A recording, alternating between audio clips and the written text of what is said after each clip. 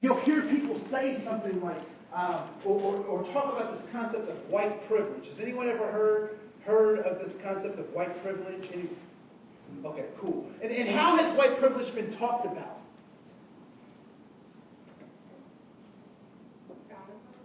What's that? Oh, so it's talked down upon. For me, I grew up in a multiracial family, and so I always kind of just felt it because I was always treated differently from my siblings were. Okay, so about being treated differently. Okay. What else? How else is white privilege talked about? I think it's talked about more in the opposite, if you're willing. Like that you have certain privileges because of how you, just because of the color of your skin. Okay. So you have certain privileges just because of the color of your skin. More access or more resources. More access or more resources. Okay? Cool. I don't know about you, but I'm trying to eat healthier. And so I eat organic food. And there is this anomaly that I have found when I go to get chicken, that organic chicken is typically 3 times more expensive than traditional chicken. Right? I don't know. Anybody else find that? As you go to, okay, the eggs are more expensive, the chicken is more expensive, and so I'm trying to explain to myself, why is it that organic chicken is more expensive? And why do you think that might be? What might play into production of organic chicken that might make it 3 times as expensive? More work. It's more work. What do you mean? When you say that, what do you mean? It takes care and attention.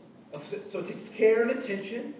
The certification process to be certified organic and to be able to market that is really expensive and takes a lot of paperwork. So there's lots of paperwork. There's a certification process. You have to get a certificate, right? What else? Less product. You have less product. So it's fewer of those chickens than other chickens. What else? What is this free range stuff people are talking about? What do they mean by that? You need larger space. So a lot more space. So the chickens have space. So the chickens can run around. They can experience the sunlight. They can exercise. They live in nice neighborhoods, right? So the chickens have this sort of privilege. So let's talk about the cage chickens. What is their existence like? They're in tight quarters. So they're in these little cages next to each other. There are drugs that are introduced to them so that they can fight off disease because there's lots of filth and cars without wheels in the front yard. And you know, so kind of a bad neighborhood. They're squashed together, right? They cut off their beaks or they put glasses on them so that they don't cannibalize themselves. So we don't have chicken on chicken crime, right? So they're locked in these things. They have drugs in their communities. They're on antibiotics. It's filthy, closed quarters, and they can produce lots of them, right? And so we might say that the free-range chickens have privilege. We might say that. And we might say that the cage chickens have limited privileges. But what is the destiny of the cage chicken and the free-range chicken?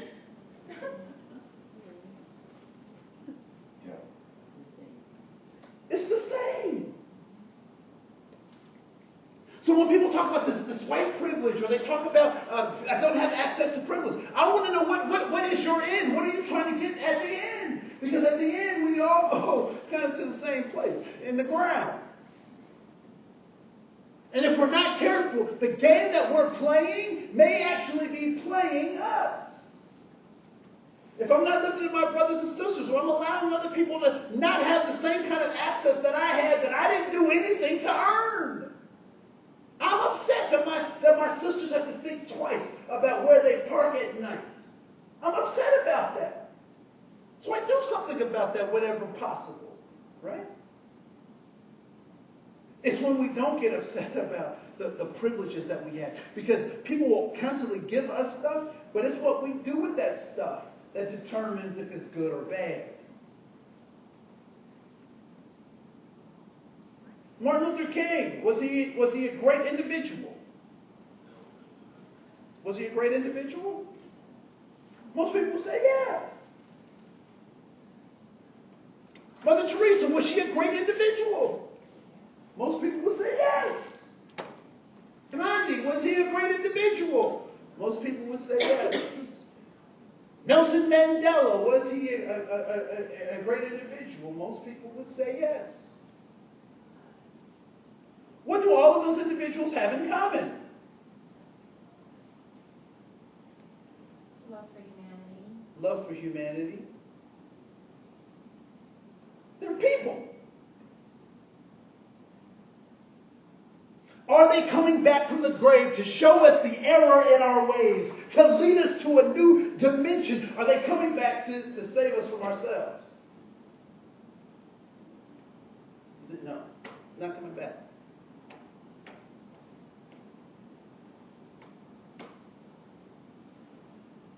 If Dr. King's work is going to be done, whose responsibility is it to do? Whose responsibility is it to do his work? Did you know you can be someone's Mother Teresa? Did you know you can be someone's Dr. King? You can be someone's Nelson Mandela? But typically we don't do it because we are ashamed or embarrassed or we haven't practiced. I'm at a grocery store. Actually, I was at the dollar store. I'll tell the truth. I love the dollar store. And I love the dollar store because everything is $1. But it tricks you because then you think you can buy 50 of the thing and then you spend all this money. So I'm in a dollar store and there's a young couple there. Their race isn't important, although I'll add it for the drama of the story. And so the African-American couple with a small baby, and the young lady has a basket and she has an apple juice at the dollar store. And so she puts her apple juice up on the counter, and the young man gets attracted to some shiny thing. So he's looking at some shiny thing. She puts the apple juice up on the counter. She pulls out her EBT card. Are people familiar with the EBT card? Okay. So the electric transfer card for money that you get when you're on aid, right? And so she pulls out her EBT card. She starts sliding it, and the guy turns around and he says, "You stupid boop. Why the boop, boop, boop, boop, boop, boop, boop, boop?" And so he's cussing her out in the store. Now the store is full of people who are now checking out the prices at the dollar store. Right? So nobody's going to address us. Nobody's going to say anything. And so I'm standing there and I'm like, whew, that was rough.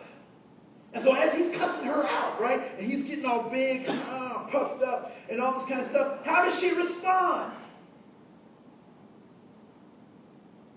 She doesn't. What does that tell me? She's used to it. It's happened before. And so I'm like, woo, somebody needs to do something about that. And then the voice speaks. Say something. I'm like, no, not me. Somebody else needs to say something. Voice says, speak. And I'm like, ugh. I was like, well, I don't know what to say, voice. And they just left the store. The voice says, speak. And I said, okay, voice, I'll make you a deal.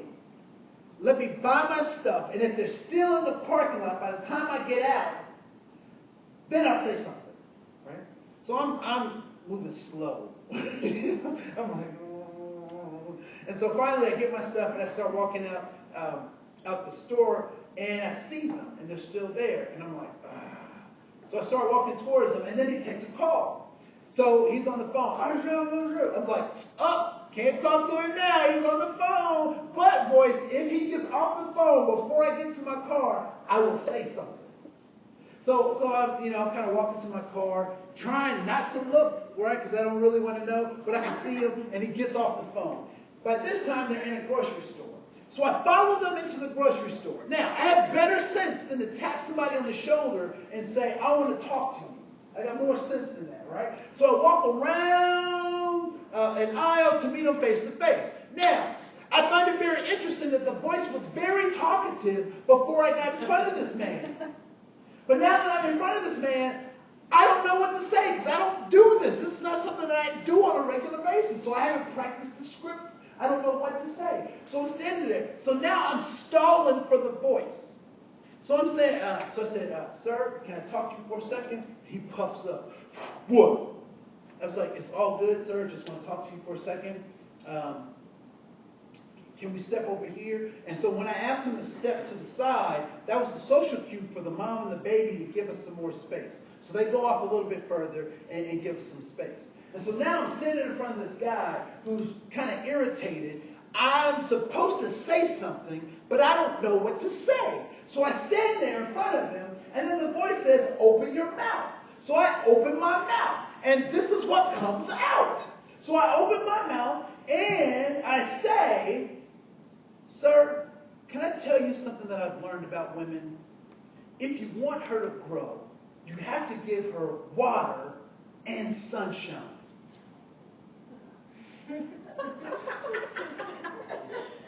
Now, I will tell you that I had to repeat it, not for him, but for myself.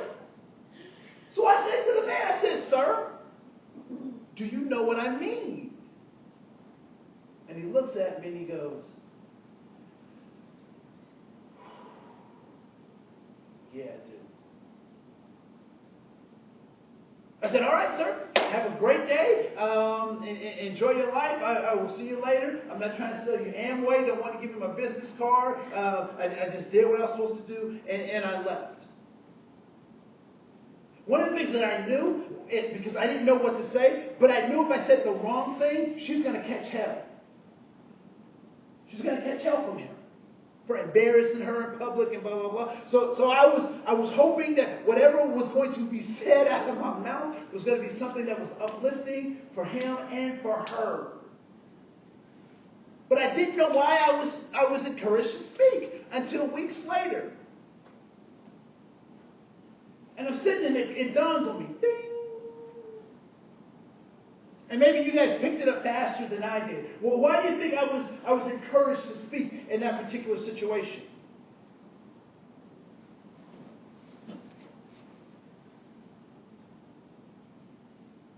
Because your parents did it to you. Because my parents did it to me. There was a baby involved. There was a child involved. All too often what we've done is we've fallen into these models of the way people talk about stuff, right? So you give a man a fish, he what? Eats for a day. So that's what we've done for a long time. And then we said, we're going to grow up, we're going to mature. Instead of teaching people how to eat for a day, we're going to teach them how to fish. If we want to change generations, if we want to change the nature of or shift the sway of our humanity, the wave of our humanity, we have to not only do it for the people that are in front of us, but do it for generations to come. And so I'm not about teaching people how to fish. I'm not about giving people fish. I'm about teaching people how to manage lakes, streams, and oceans. Because that's when we start making these systemic changes. Did you know when somebody cuts you off and you get mad at them and either speed up or hump or whatever, that perpetuates that anger. They just possess you with their spirit. Right? But the more we fight hate with love, the more we're able to get done. All right. So I don't want to go too far off on a tangent, but I do want to.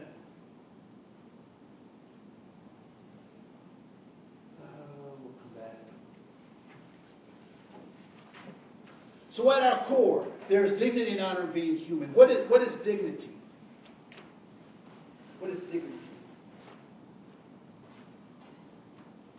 Is it something you have or something that you give?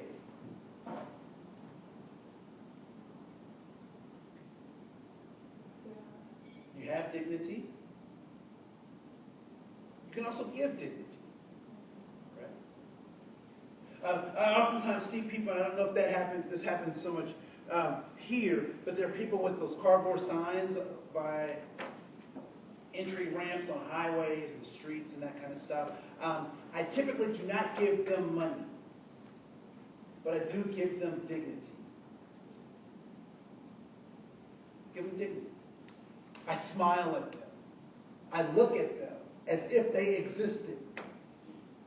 I always try to keep some kind of a sandwich card or a meal card in my car so that they can go get something to eat if that's what they need. Or if I have resources, I know social service resources, I'll give cards out and then that kind of stuff. But I try to make sure that they recognize that I see their humanity.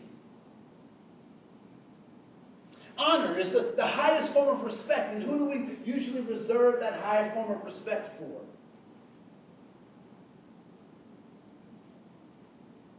Our senior citizens, our grandparents, our servicemen and women who fight on our behalf. We give them that high honor. Being, please raise your hand if you either passed the test or purchased a ticket that allowed you to be born on this planet. None of us have done anything to bring ourselves here. And we're just trying to figure out what it means to be human. And I would offer you that our humanity can only be recognized in these three ways. One is when I am recognizing someone else's humanity.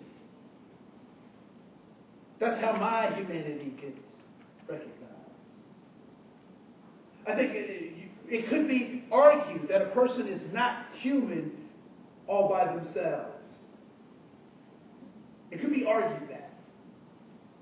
I also believe that our humanity is shown when we are in relationships with other people. That I'm not just in the service of myself, but I'm also in the service of other people. I think American Idol is a travesty. Because why are those people singing?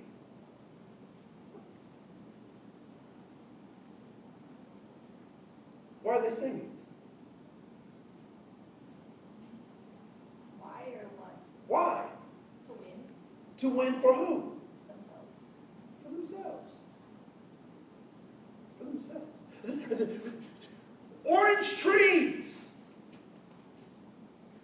do not collect oranges. They do not grow oranges so we can say, wow, you are a magnanimous, you are just a great, magnanimous, gorgeous orange tree. And the orange tree doesn't walk around and say, aren't I such a great orange tree because I have all these oranges? What would happen if we took those oranges and we fed them back to the orange tree? What would happen to the orange tree?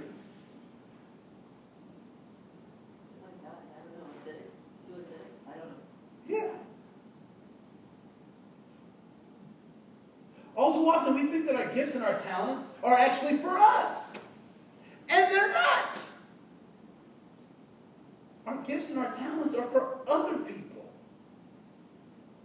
And if we all gave our gifts and our talents to other people, guess what would happen to us? We'd be taken care of too. And so when we talk about a new or better way of thinking about diversity, there's dignity and honor in being human. The next thing I want you to do in your packet shows up on page 7. And there is a chart there on page 7 that across the top it says African American, European American, Latino American, Asian American, Disabled American, and Native Americans. I want you to tell me what the groups on the left tried to teach you about the groups going across the top. If they tried to teach you something that was positive, I want you to put a plus. If they tried to teach you something that was negative, I want you to put a minus.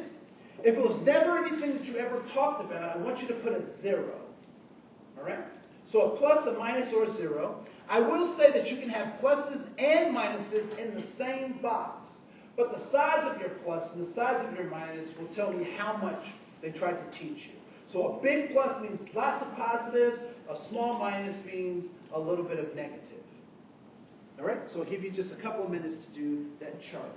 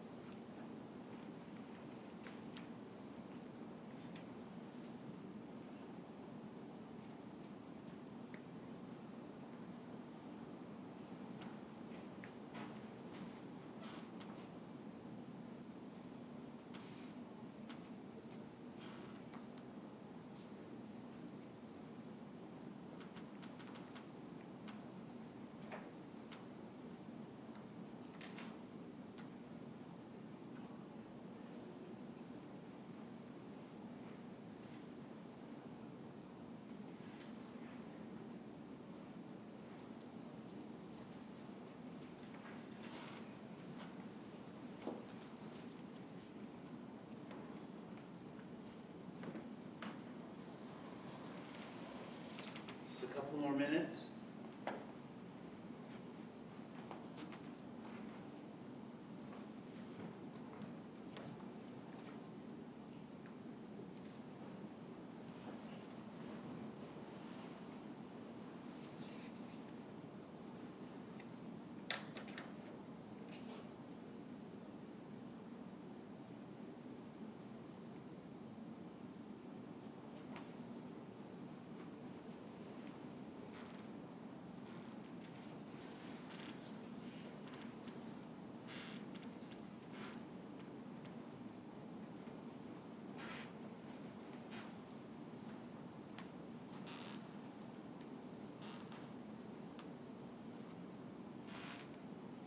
All right, stop right where you are. If you could, if the three of you, can the three of you sit and talk about this? What I'd like for you to do is to talk about your pluses, minuses, and zeros at your table. So I'll give you a couple of minutes to talk about that chart at your table, and then we'll come back and have more conversation.